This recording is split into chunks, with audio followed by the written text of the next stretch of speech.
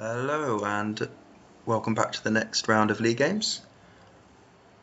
You'll see in the top right we're at the 17th of August, so we're catching up slightly. I'm hoping by the 30th we'll be pretty much aligned. Does mean one more very busy week. 5 highlighted games today. Scores from the rest of them: League 1, League 2, National League Prem. For the latter, their 4th game of the season. For the rest of us, into our 3rd match.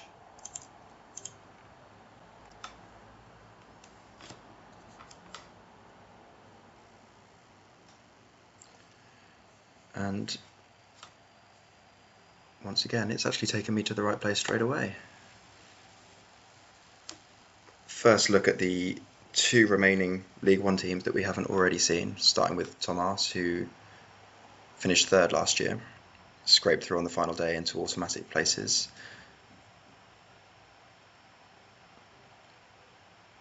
And as you'd expect, those top 4 filling the top 4 spaces in the league early doors. You'd think that they would be battling it out for those automatic places this year again,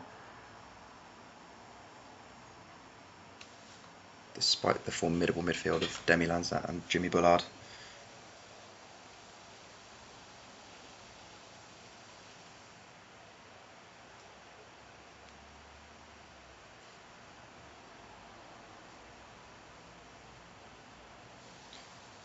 Thomas's team is pretty familiar, very similar to last season, with the addition of £80 million Jordan Henderson. He signed from Dauntley's Devils, straight money only bid.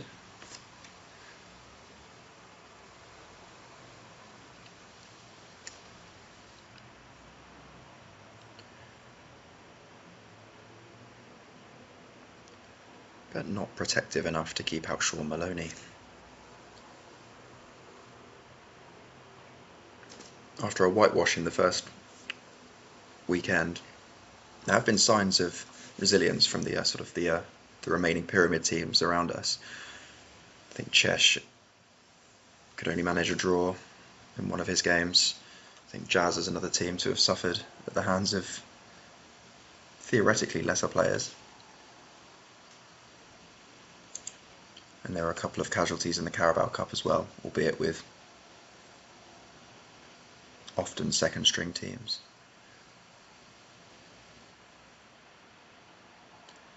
Unless he's been moved, I'm pretty sure Wigan B started off... No, they sacked Steve Bruce last year, hence why they're actually able to win games now. I'm not sure who's in charge now, but he's keeping Thomarse out.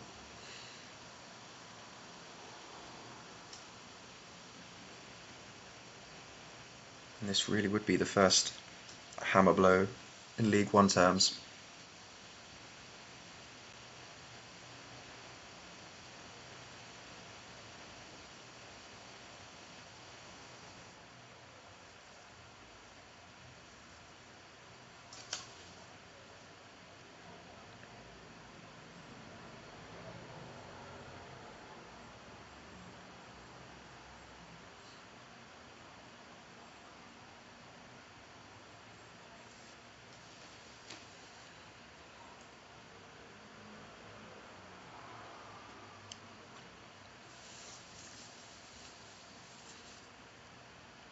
Indeed it is. Not ideal for Thomas, but at least it will show that this league isn't going to be a complete inevitability each week.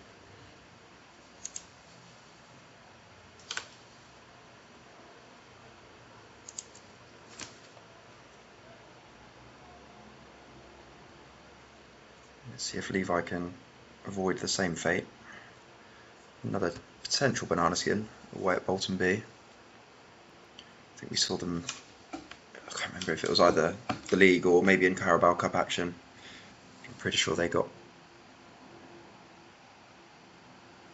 torn apart. I think it was Foyverton actually in the league.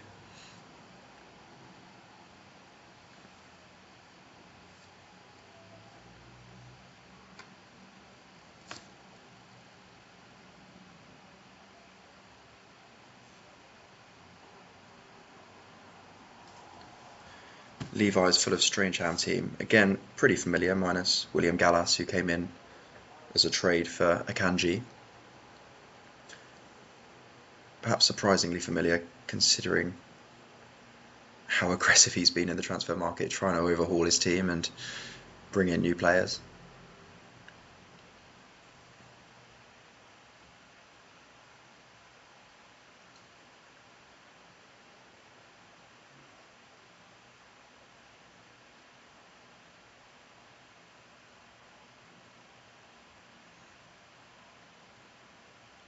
I think other people in the WhatsApp ecosystem will be hoping for a Levi win. A loss, I imagine a few more messages will be sent in the next week until the transfer window closes.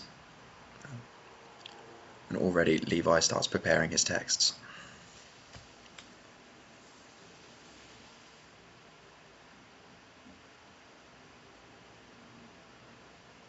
Not the most auspicious of starts for William Gallas.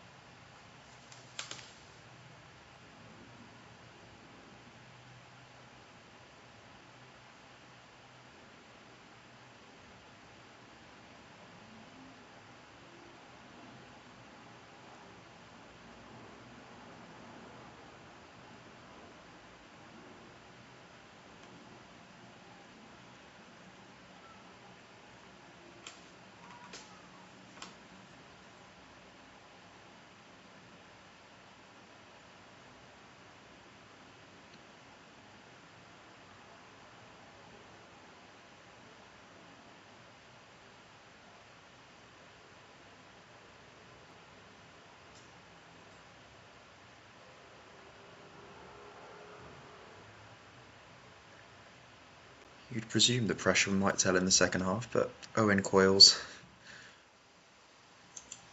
Bolton side holding out at the moment. Brannigan playing a blinder. Things I wasn't able to say last year as all of our superstars just faced off against each other. It's quite nice to see all these rogue Barclays men turning up.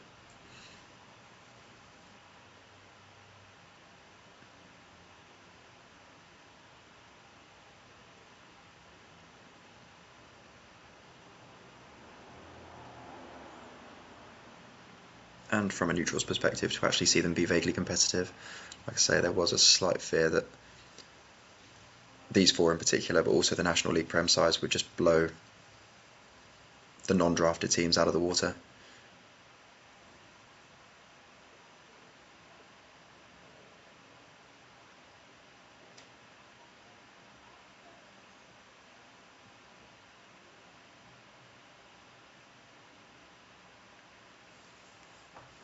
It has been coming.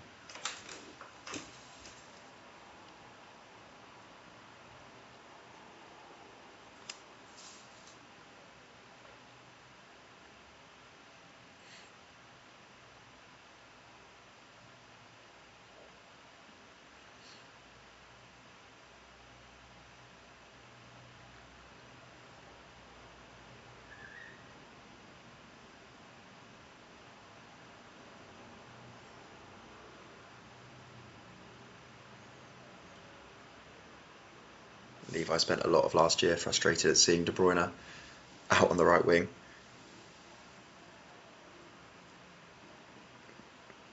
Frustrations that have been carried over, I presume.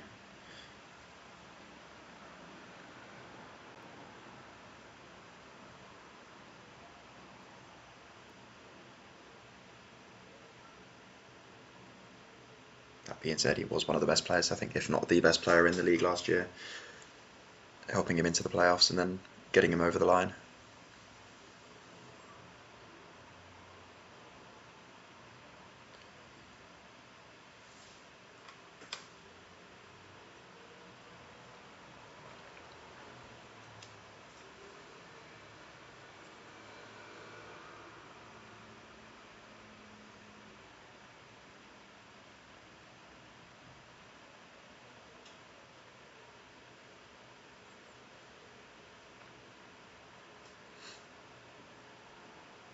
And a late debut for Ramirez. Just gets him over the line again.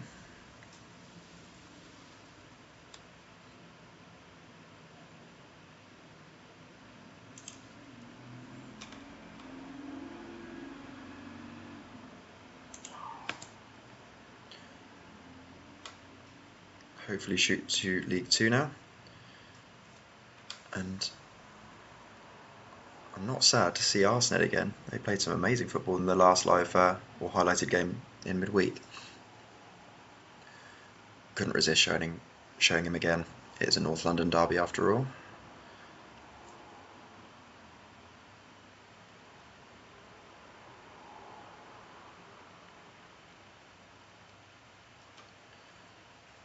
Yeah, Ned off to a very good start this season. Lawrence slightly more mixed. He's all Tottenham side against Ned's all Arsenal team.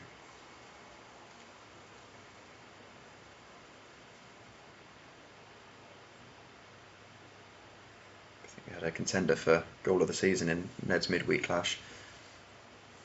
Classic Wenger era team goal, even though it is Patrick Vieira in charge.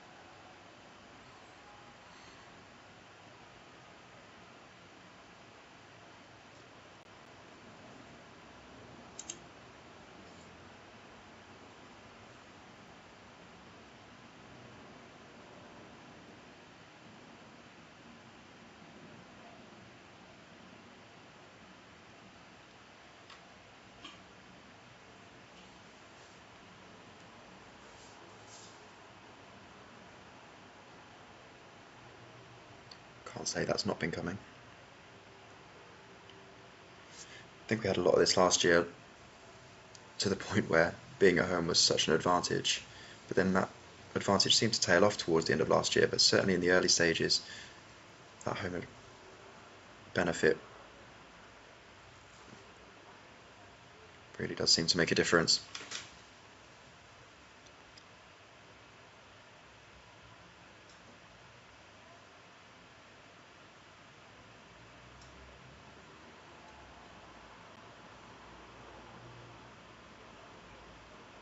We've seen a couple of absolute hammerings in the highlighted games already this season. This could be another.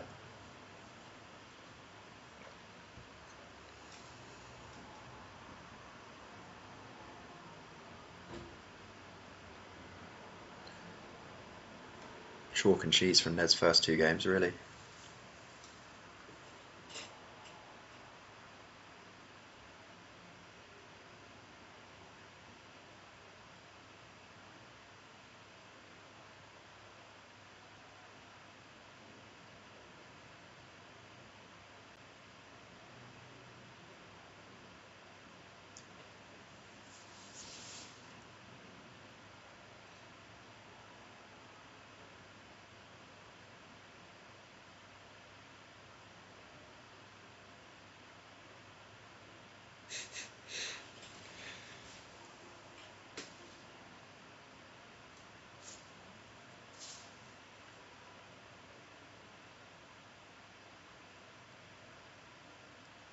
North London is white.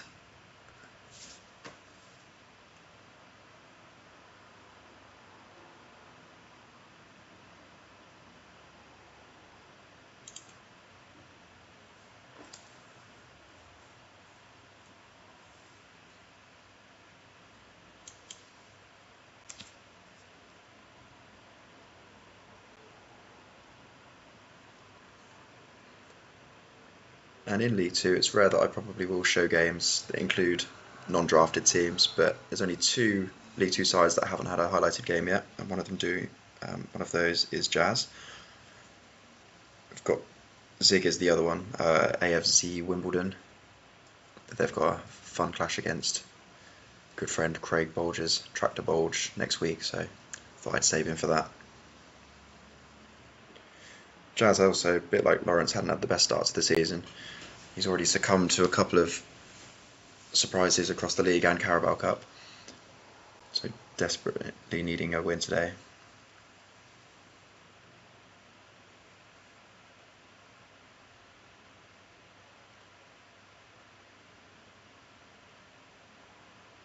And potentially desperately wishing he'd got rid of Pellegrini in the summer.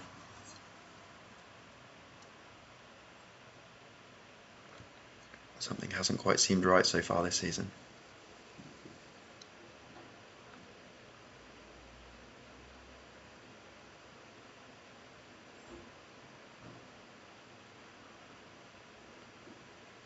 In rogue pyramid terms, though, it's nice to get a first look at Rob Earnshaw and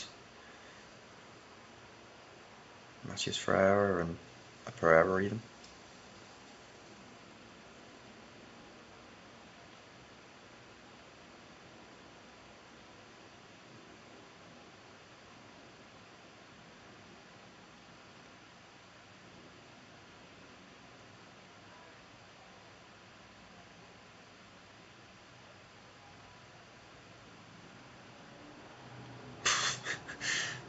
And a classic 20-yard headed goal while leaning backwards from Thierry Henry.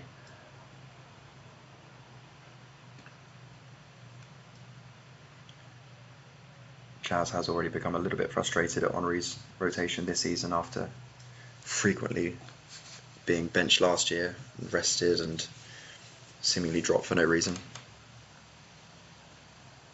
Do wonder what could be achieved if he actually did play every game. Goals and assists, you'd imagine.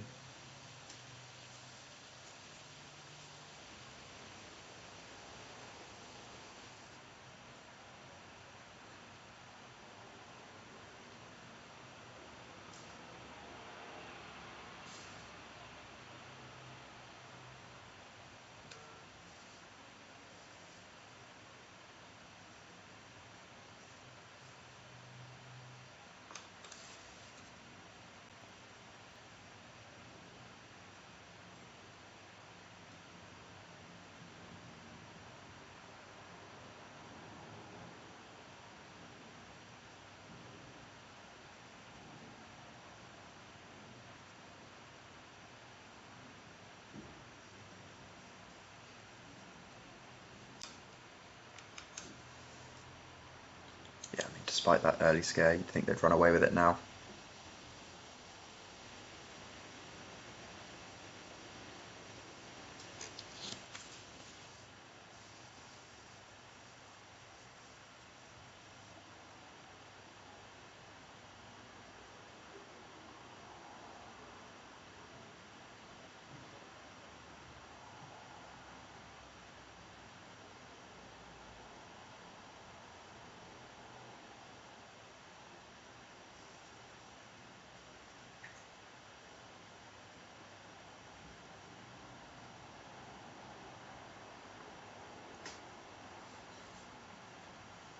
Not sure who's managing West Brom B at the moment. They started with Gary Megson, but sacked him last year.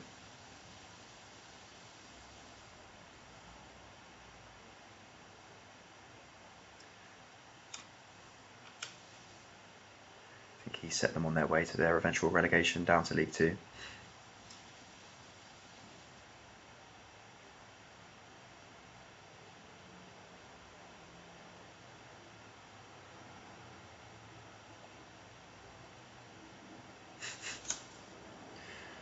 Challenges like that would have helped either.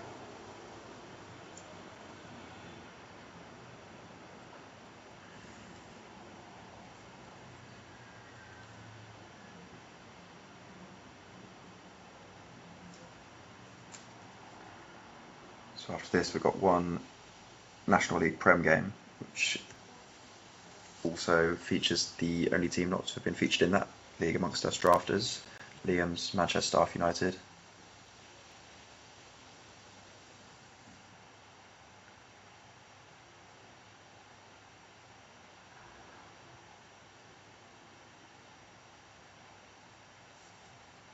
But despite there being a pole in each goal, pretty much poles apart as you'd expect, Jazz getting his season formally up and running.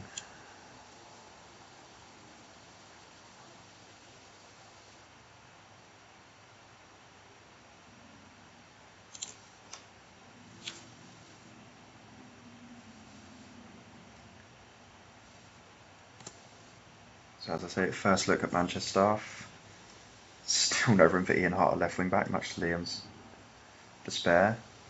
But I'm sure he's delighted to see McNair at defensive midfield. That's pretty much what all his drafting was guided towards, I'm sure. Burnley B actually one of the only team, non-draft team, that have got a 100% record after 3 games, so another potential banana skin.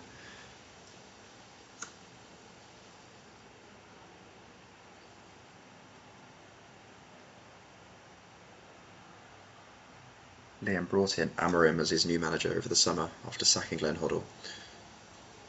And he largely sacked Hoddle for some rogue choices, which included leaving out Ian Hart every week for Malacia. So Liam sold Malacia, got rid of Hoddle.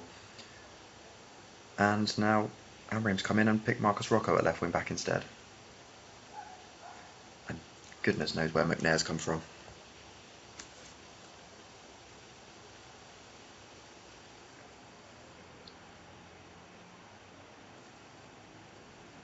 This is a Manchestaff squad that has Veron, Nicky Butt, Gravison, Darren Fletcher. And yet he's partnered Carrick with Paddy McNair.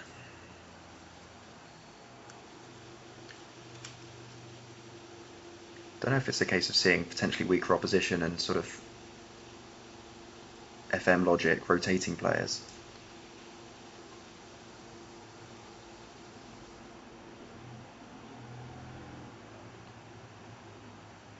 But one thing you will notice when having this team highlighted is that every single goal scored is assisted by Beckham, which was the aim of his draft, to be fair. He just wanted Ian Hart to do the same on the other side.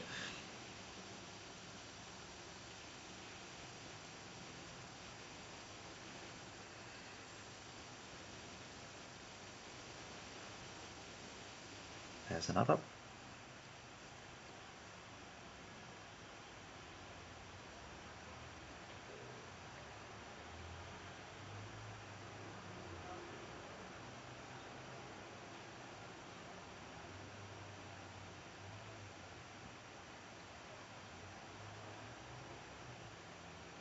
And there's a third.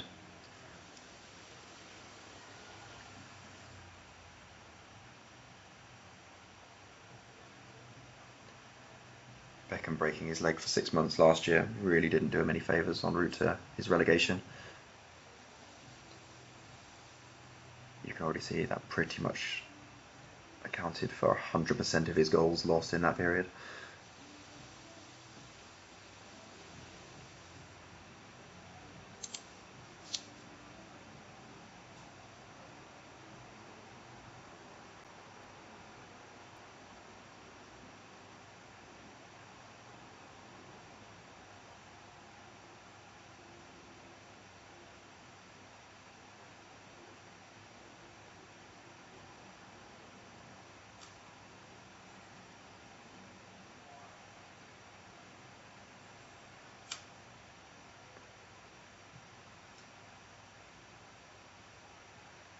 The trend of our drafted teams barely making any substitutions continuing. I'm not sure if it is just because everyone is fit at the moment and it's not sort of automatically being triggered by fatigue.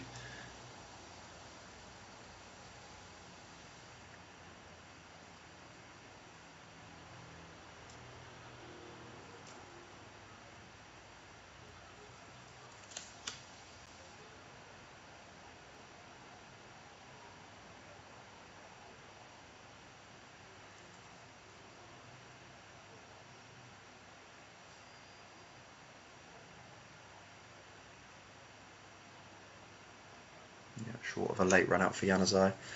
No subs, but no problems either. Liam very much getting his season on track as well after a minor blip.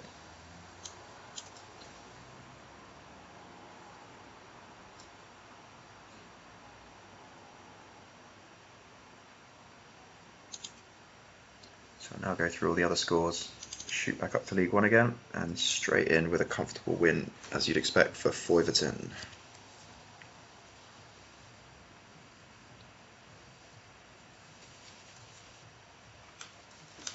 Tevez, one of the top 5 goal scorers last year for sure. You'd expect him to be up there again.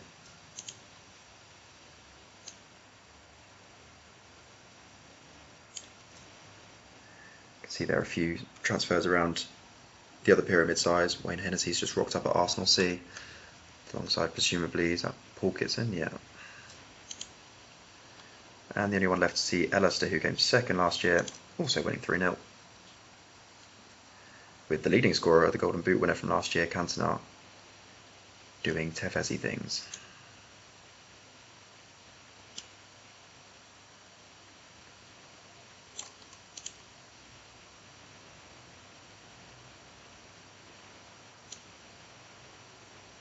Swansea B looking largely as I created them, minus the 5.4 performance goalkeeper.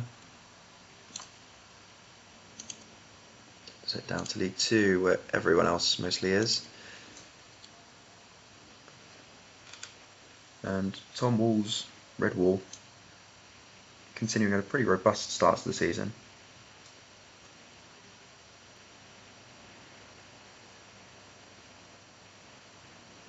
Paul Scholes has made a cracking start. Arne Slot still settling in at AFZ Wimbledon. Who will be featured next time out. Two teams that have really struggled at the start of this year. Unfortunately for Craig, hasn't got any better today. Gerrard out through injury. He lost also MATTch through injury last time, although he played today. Victor Valdez, who was only brought in on waivers this morning, did make his debut fairly inauspiciously. Paul's Bustin Villa, though, also a pretty trying start to the season, but scraped a victory today despite, you think, well, possession, but not a lot of chances.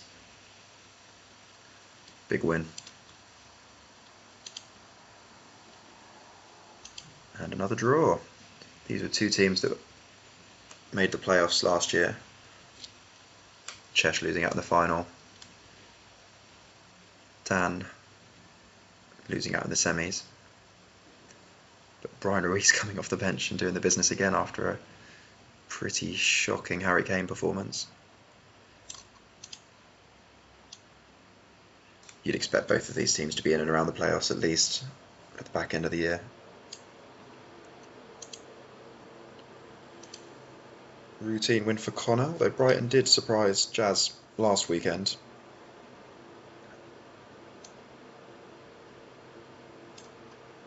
Couldn't do it twice. Interesting injury for Shearer.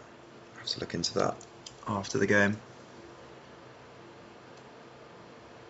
But with Fowler and Adebayor, he's certainly got reinforcements for his new look front two under Kenny Dalglish.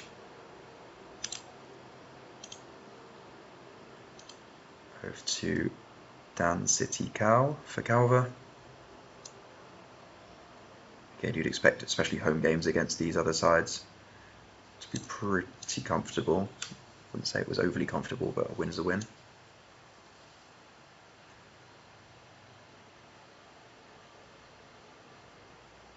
Van de Ven settling in pretty nicely with an assist. Quite a surprising result here, and pretty much sums up Wyman's season last year, and Alex's actually. Alex had a pretty poor start to the season and out of nowhere has put together a really comfortable win. Wyman, who actually played midweek as well and won pretty much every game this season, out of nowhere gets turned over. He picked up 4 players in waivers this morning. Only Kieran Gibbs made the bench of those 4. Harry continues his good start. Admittedly, he's had quite a comfortable fixture list early doors, but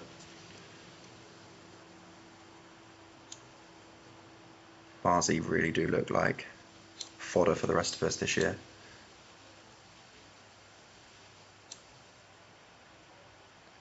His sexy Selhurst crew turning them over comfortably.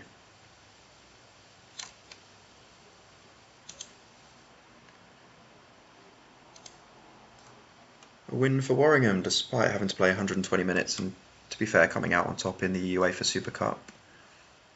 We don't need to go into who they beat. Yeah, a favourable fixture after a midweek energy sap. Did take a penalty though from stable Mark Noble. Not entirely sure why he's playing, but needs must. And I also had a favourable fixture actually, considering I was also the other at the back end of that 120-minute final.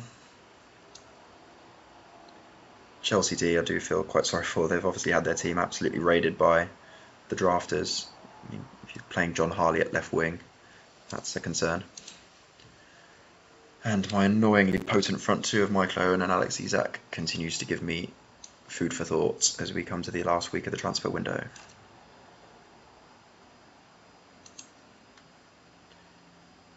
And finally, a really good win for Danielsea. Again, sort of in that category of completely unpredictable. But, you know, that 2-1 doesn't flatter them either. Zlatan coming off the bench to score his first 2 goals for the team, having been released by Bustin Villa, who might be looking at that thinking, I wish I had him still.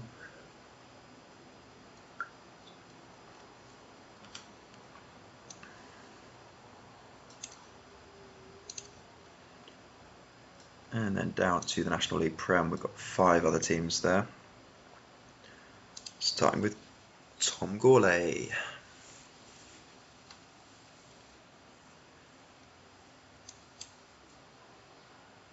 Again, some quite rogue lineups. Doak will almost certainly be at Bournemouth on my sort of default database this time next year. But he's Gourlay's in this game. Marshyside also keeping up his 100% record, or I should say, unlike Gourlay, keeping up a 100% record.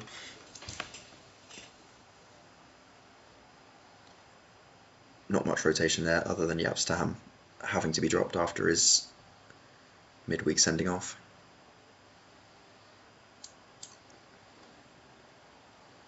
Down to Nottingham Forest. Unbeaten, they did draw 1 game, but comfortable winners here. Gianluca Vialli doing the business as you'd expect. Bear in mind he helped guide Foyverton to the League 2 title last year.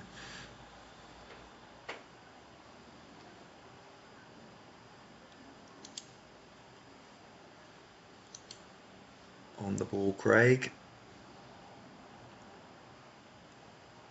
Not comfortable scoreline, but pretty simple when you look at the stats. Callum Wilson getting his first goal.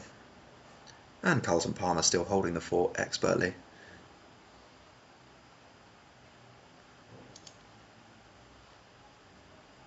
And then finally, we do end with a little bit of a shock.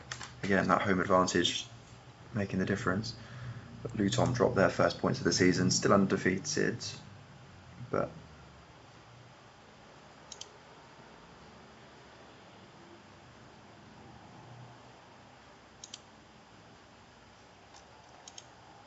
won't be too happy with that one. Just a quick look now at the tables. So yeah, 4 teams unbeaten, 3 of them us. Thomarse breaking that 100% record with his loss today.